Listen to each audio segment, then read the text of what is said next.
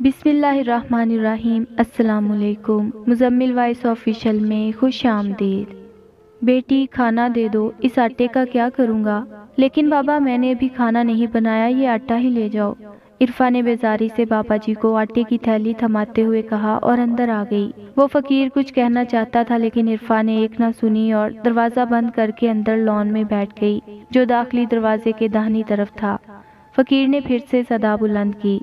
इस बार तो इरफा चिढ़ गई। मांगने वाले भी दहलीज पर हक जमा कर बैठ जाते हैं, अभी सबक सिखाती हूँ। वो अपनी जगह से उठी और दरवाज़ा खोलने के लिए दरवाजे की तरफ बढ़ी कि अचानक किसी चीज के साथ उसका पांव टकरा गया और वो मुंह के बल गिर गई। गिरने से इरफा के माथे पे शदीद चोट लगी जिसकी वजह से वो बेहोश हो गई। मैं कहाँ हूँ?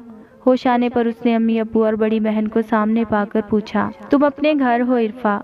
फिक्र न करो, बाहर से तुम्हें कोई नहीं उठा कर ले गया। आपी की आवाज में शरारत थी। बाहर से? इरफा ने हैरानी से पूछा। मैं तो अंदर लॉन में गिरी थी। लॉन में कोई चीज पैर में अटक गई थी और मैं मुंह के बल जोर से जा गिरी थी। इरफा बेटी, हम तुम्हें सड़क से उठाकर लाए हैं, अम्मी बोल रही थी। एक फकीर ने दरवाज़ा खटखटाया और हमें बताया कि ये बच्ची मुझे खाना देने बाहर आई थी और चकरा कर गिर गई।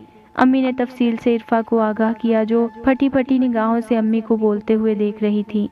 लेकिन अम्मी मैं तो। तुम ज्यादा मत बोलो इरफा। अम्मी ने उसकी बात काटी और बोलने से मना किया और उसे दोबारा बेड पे लिटा दिया। वो हैरानी की मूरत बनी सबको घूरने लगी। फकीर, उसका जहन फकीर में कहीं अटक सा गया। काफ़ी दिन गुजर गए। इरफा अपनी घरेलू रूटीन में मशगूल हो चुकी थी। फकीर जहन से निकल चुका था।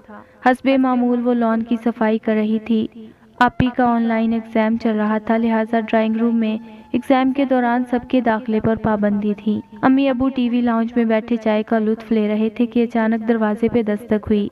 चूँकि इरफा ही दरवाजे के करीब थी लिहाजा उसने बेध्यानी में जाकर दरवाज़ा खोला। वो मबहूत सी रह गई। उसी फकीर को अपनी आंखों के सामने पाकर उसका हैरान होना बनता था, क्योंकि उस दिन जो भी हुआ वो सब कुछ गैर फितरी था। खाना खिला दो बेटी, बहुत भूख लगी है। फकीर का सवाल आज भी वही था। इरफा ने बगैर किसी खीलो हज्जत के उसको खाना लाकर दे दिया। बाबा जी आप कौन हैं? खाना देते वक्त उसने सवाल किया। मैं सद्दाम हूँ। फकीर का लहजा सपाट था। सद्दाम? वो किस्मत आ गई। कौन सद्दाम? इरफा ने इस बार शिशोपंज में पूछा। वही सद्दाम जो फकीर के भेस में दुनिया में घूम रहा है। मुझे किसी की तलाश है। मैंने सुना है वो यहाँ रहता है, इस घर के आसपास ही कहीं। फकीर बोल रहा था लेकिन इरफा को कुछ समझ नहीं आ रहा था। आखिर किसकी तलाश में हो? कौन हो तुम आखिर? और ये फकीर का भेस? मुझे कुछ भी ठीक नहीं लग रहा, मुझे तफसील बताओ। इरफा की परेशानी देखकर फकीर ने खाना हाथ में पकड़ा और एक कदम पीछे हो लिया। मैं फिर आऊँगा, ये कहकर फकीर को नजरों से ओझल होने में लगभग एक लम्हा ही लगा। इरफा दरवाजे से बाहर झांकने लगी मगर फकीर कहीं नजर न आया। कहाँ चला गया? इतनी जल्दी गायब भी हो गया? मुझे सब कुछ जानना है, हर हाल में। दरवाज़ा बंद करते हुए वो अपने मन के अंदर ही अंदर सोच रही थी। इरफा की बड़ी बहन हर चीज़ से डरती थी, फकीरों से, कीड़ों से, छिपकली से, हत्ता के गैबी मखलूक का नाम भी ना लेने देती। जबकि इरफा को दुनिया की किसी चीज़ का खौफ न था। वो बचपन से ही हॉरर स्टोरीज पढ़ने की आदी थी। हर चीज़ की खोज लगाना और तह तक जाना उसकी पुरानी आदत थी। फकीर ने भी अपने मकसद के लिए शायद इसीलिए एक निडर लड़की का इंतखाब किया था। इरफा अक्सर रात देर तक जागती थी। घर की छत पे टहलना और हर बात का कोई ना कोई निचोड़ निकालना उसकी हॉबी थी। इस बार जो केस उसकी अदालत में आया था, ऐसा केस पहले कभी नहीं आया था। ये उसकी जिंदगी का पहला मामला था और अंदर ही अंदर उसे खुशी थी कि वो फकीर की मदद करेगी ताकि उसका बिछड़ा उसको मिल जाए। छत पे ठंडी हवा उसे मसहूर कर रही थी, लेकिन उसका दिमाग फकीर में अटका हुआ था। वो किसी को ढूंढ रहा था। मैं उसकी हेल्प ज़रूर करूँगी। कल फिर आएगा, वादा करके गया है। मुझे उम्मीद है वो ज़रूर आएगा। इरफा बेसब्री से आने वाले कल का इंतज़ार करने लगी। हस्बे मामूल फकीर ने दरवाजे पर सदा लगाई। वो बेसब्री के आलम में फकीर का इंतज़ार कर रही थी। दरवाजे के दाहिनी जानिब लॉन में टहलते हुए सदा सुनते ही वो दरवाजे की तरफ लपकी। हमेशा की तरह आज भी सब लोग घर के अंदर थे और मसरूफ थे। बाबा जी खाना लाऊं? इरफा ने फकीर को देखते ही खाने की ऑफर की। फकीर ने साफ इनकार किया और सवाल पूछा। कुछ पूछना चाहता हूँ, सच बताना। فقیر کا عجیب لہجہ اسے حیران کر گیا۔ جی پوچھے، کل جو کھانا تم نے مجھے دیا تھا وہ کس نے بنایا تھا؟ فقیر کا سوال دلچسپ تھا لیکن عجیب بھی۔ میری بڑی بہن نے بنایا تھا، عرفا نے بھی جو سچائی تھی وہی بیان کر دی۔ نہیں لڑکی، فقیر کا لہجہ قدرے سخت ہو گیا، وہ کھانا اسی نے بنایا تھا جس کی تلاش میں ہوں۔ واٹ؟ عرفا کے منہ سے نکلا۔ لیکن وہ تو میری آپی نے بنایا تھا۔ وہ تل ملا سی گئی۔ آپ پہیلیاں کیوں بجھوا رہے ہیں؟ جو کہنا چاہتے ہیں صاف کہیں۔ عرفا نے بھی اس بار لہجہ سپاٹ کیا۔ فقیر دروازے کے اندر داخل ہو چکا تھا۔ عرفا اس سے 2 قدم دور کھڑی تھی۔ تمہاری بہن کو 1 سال پہلے تیز بخار ہوا تھا، فقیر نے سوالیہ انداز میں پوچھا۔ جی ہوا تھا، عرفا نے اس کی بات کی تصدیق کی۔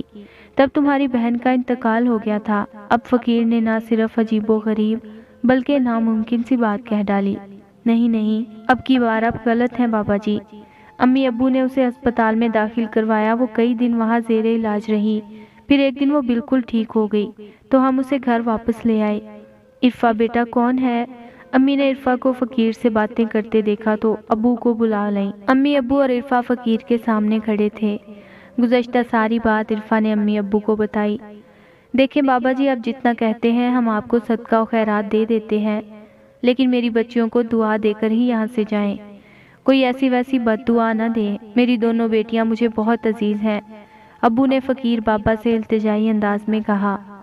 جو اس وقت اندر بیٹھی پڑ رہی ہے وہ آپ کی بچی نہیں، آپ کی بچی کا 1 سال پہلے انتقال ہو گیا تھا۔ اس کا روپ لے کے ہمارے قبیلے کی ایک بھاگی ہوئی لڑکی رہ رہی ہے، جو کہ اصل میں ایک لڑکی نہیں، جن ذات ہے۔ وہ ہمیشہ سے انسانوں کے ساتھ لگاؤ رکھتی ہے اور انسانوں میں رہنا پسند کرتی ہے۔ یہاں سے 100 میل دور سنسان قبرستان کی پچھلی وادی میں ہمارا پڑاؤ ہے۔ میں وہاں سے اسے ڈھونڈنے نکلتا ہوں، 1 سال سے اس کی تلاش میں ہوں۔